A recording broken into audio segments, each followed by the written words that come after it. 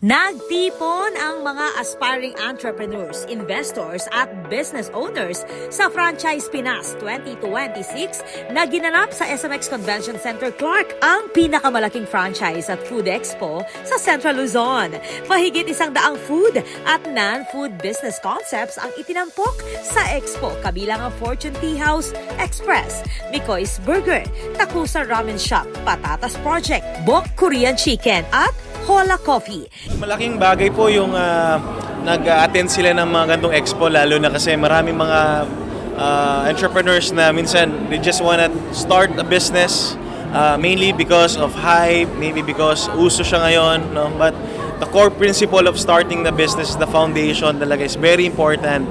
And attending this kind of an expo or franchise expo is actually you get to connect with the founders, no? Listening to their stories, paano sila nag-umpisa, learning from their mistakes para hindi maging costly yung journey mo when you are building a business. Kasama rin ang mga service-oriented companies gaya ng Uncle Ben Barbershop, Willard's Custom Uniform and Apparel, Lala Move, Converge at GCash na nag-aalok ng franchising at partnership opportunities. Mas pinalawak ngayong taon ang event sa pamamagitan ng kauna-unahang international partnership nito sa Singapore Brand Franchise Pavilion. Natampok ang ilang Singapore-based brands na naghahatid ng panibagong business opportunities para sa lokal na merkado.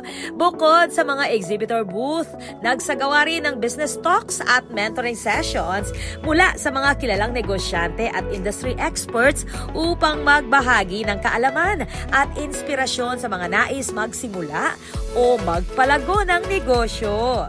Nandiyan na yung brand, well-recognized na yung brand, established na rin po yung mga systems and procedures. So yung learning curve, kasi pag mag-negosyo, you need to make yourself known, medyo mag-aaral ka, alam ka magandang sistema, pero with franchising, nasa-shortcut na po yan. Kaya dahil yung mga nandito sa ating franchise Pinas, they have already tried and tested yung mga systems and procedures po nila.